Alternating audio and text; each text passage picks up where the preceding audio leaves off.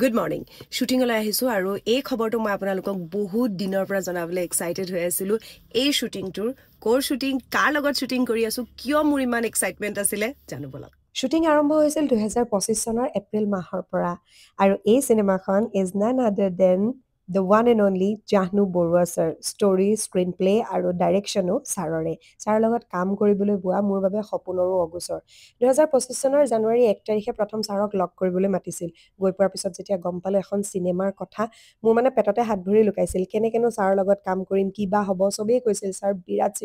serious কিন্তু কামৰ সময়খিনি বাদ দি ইমান ধুনীয়া এটা এনভাইৰনমেণ্ট ছাৰে ক্ৰিয়েট কৰে শ্বুটিঙৰ যিটো পৰিৱেশ ক্ৰিয়েট কৰে সেইখিনি মানে ভয়ংকৰ আছিল আৰু ইয়াৰ সুমন দা আমাৰ চবৰে মৰমৰ আমাৰ সুমন দা DOP চিনেমাখনৰ এয়া অজু আৰু মই আগফালে মীনাক্ষী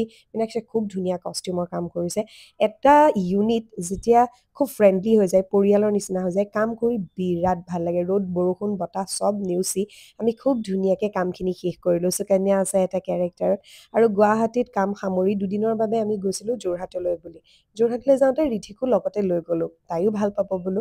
পিছে এই চিনেমাখন আহি আছে ইতিমধ্যে আপোনালোকে গম পাইছেই 2026 চনৰ জানুৱাৰী মাহৰ 2 তাৰিখে অৰ্থাৎ অহা বছৰৰ প্ৰথমখন মুক্তিপ্ৰাপ্ত চিনেমা হ'বলৈ গৈ আছে জাহ্নু বৰুৱাৰ হেৰুৱা ছন্দ অহা জানুৱাৰী 2 তাৰিখে জীৱনৰ হেৰুৱা ছন্দবোৰ একেলগে ঘূৰাই ল'ম আহিব চিনেমা হললৈ